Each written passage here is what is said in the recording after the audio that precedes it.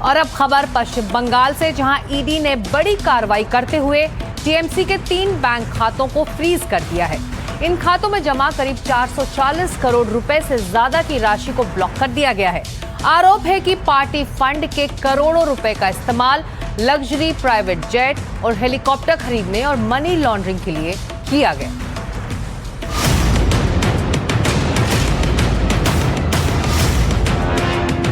ममता को 440 करोड़ का झटका,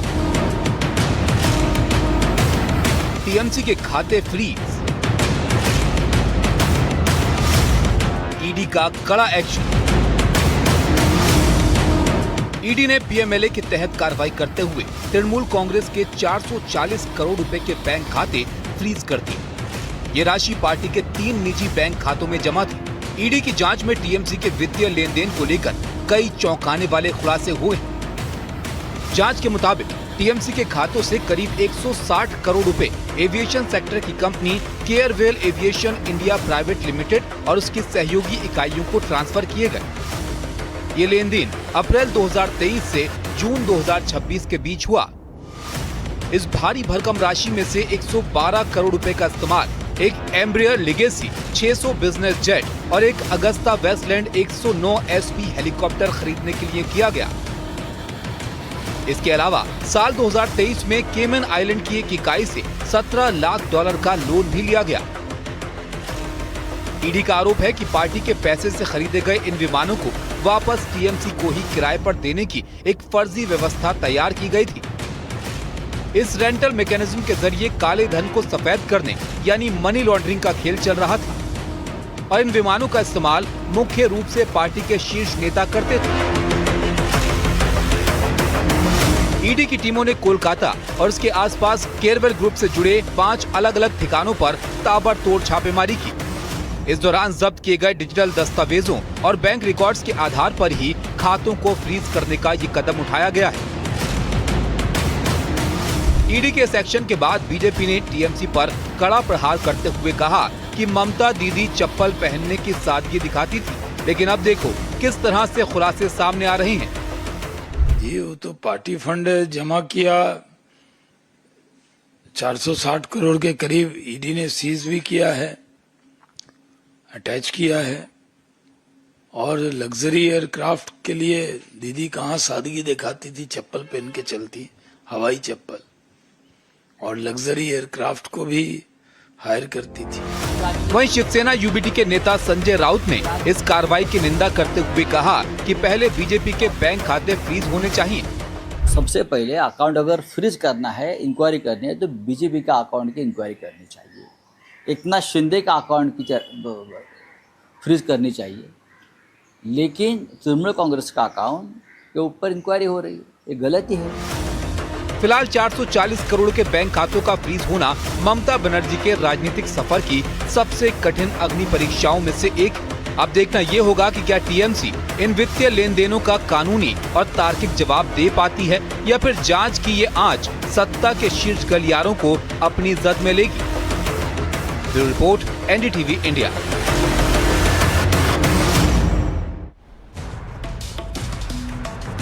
उधर ऑस्ट्रेलिया के मेलबर्न में प्रधानमंत्री नरेंद्र मोदी का भव्य स्वागत हुआ। हजारों भारतीयों के उत्साह और जोशीले नारों के बीच पीएम मोदी ने भारत की बढ़ती वैश्विक ताकत का संदेश दिया। भारत ऑस्ट्रेलिया साझेदारी से लेकर भारतीय समुदाय के योगदान तक मेलबर्न में भारत की गूंज साफ सुनाई दी। इस दौरान जब पीएम मोदी ने ऑपरेशन सिंदूर का जिक्र किया तो जोरदार नारेबाजी शुरू हो गई। ये शो हाउसफुल है। पूरी ताकत से बोलिए, भारत माता की वंदे वंदे। मेलबर्न में प्रधानमंत्री नरेंद्र मोदी का जोरदार स्वागत हुआ। हजारों भारतीय मूल के लोगों ने मोदी मोदी के नारों से पूरा स्टेडियम गुंजा दिया। इस दौरान पीएम मोदी ने भारतीय समुदाय को भारत और ऑस्ट्रेलिया के रिश्तों का सबसे मजबूत सेतु बताया और दोनों देशों के बढ़ते संबंधों की नई तस्वीर दुनिया के सामने रखी। मेलबर्न का मार्वल स्टेडियम भारतीय रंग में रंगा हुआ था। हजारों लोगों की मौजूदगी, भारत और ऑस्ट्रेलिया के झंडे और मोदी मोदी के गूंजते नारे। ऑस्ट्रेलिया पहुंचे प्रधानमंत्री नरेंद्र मोदी का भारतीय समुदाय ने भव्य स्वागत किया। कार्यक्रम में ऑस्ट्रेलिया के प्रधानमंत्री एंथनी एल्बनीज भी मौजूद रहे। 22 साल के बाद भारत का कोई पीएम यहां पहुंचा था और आप याद कीजिए, तब मैंने कहा था कि अब आपको 28 साल इंतजार नहीं करना पड़ेगा। पिछले 12 वर्षों में मैं तीसरी बार यहां आया हूं, यानी इस बार हैट्रिक लगी है। ये दिखाता है कि भारत और ऑस्ट्रेलिया के रिश्ते किस ऊंचाई पर है। प्रधानमंत्री ने अपने भाषण के दौरान मेक इन इंडिया का जिक्र करते हुए कहा कि मेक इन इंडिया अब ग्लोबल ब्रांड बन चुका है। भारत के डिफेंस प्लेटफॉर्म को दुनिया देख रही है। पीएम मोदी ने ऑपरेशन सिंदूर का जब जिक्र किया तो पूरा स्टेडियम मोदी मोदी के नारों से गूंज उठा। ऑपरेशन सिंदूर के दौरान डेमो तो देख ही लिया होगा।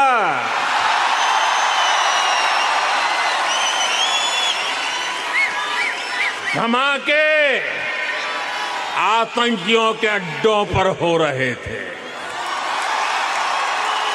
और गूंज पूरी दुनिया में सुनाई दे रही थी।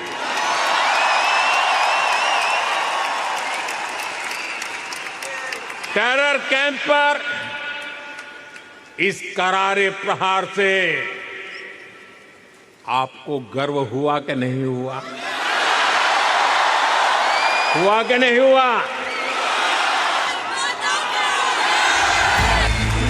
इस दौरान पीएम मोदी ने भारत और ऑस्ट्रेलिया के रिश्तों का जिक्र करते हुए कहा कि दोनों देशों का रिश्ता क्रिकेट जैसा है। हमारी मुलाकातें क्रिकेट की तरह होती हैं। एजेंडे में वनडे जैसा फोकस और फैसले T20 की तरह तेजी से होते हैं। क्रिकेट भारत और ऑस्ट्रेलिया के रिश्तों की अपनी डिप्लोमेटिक लैंग्वेज है, इसलिए हमारी मीटिंग्स भी क्रिकेट जैसी लगती है। एजेंडा वनडे जैसा फोकस है, डिसीजन T20 जितने तेज है और पार्टनरशिप टेस्ट मैच जितनी लंबी और गहरी।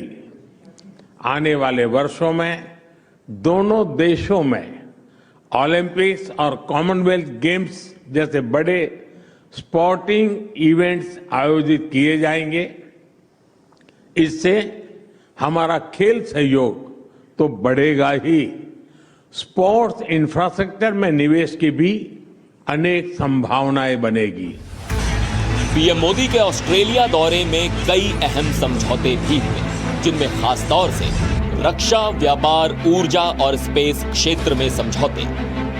ऑस्ट्रेलिया से भारत को मिलेगा यूरेनियम, भारत के स्वच्छ ऊर्जा मिशन को मिलेगी मजबूती, क्रिटिकल मिनरल्स कॉरिडोर विकसित करेंगे दोनों देश, कोकोस द्वीप पर बनेगा space trekking terminal, Gaganyaan mission को मिलेगी तकनीकी मदद। भारत और ऑस्ट्रेलिया के बीच हुए इन करारों के अलावा वैश्विक स्तर पर बड़े निवेश से जुड़े मुद्दों पर भी अहम करार हुए हैं।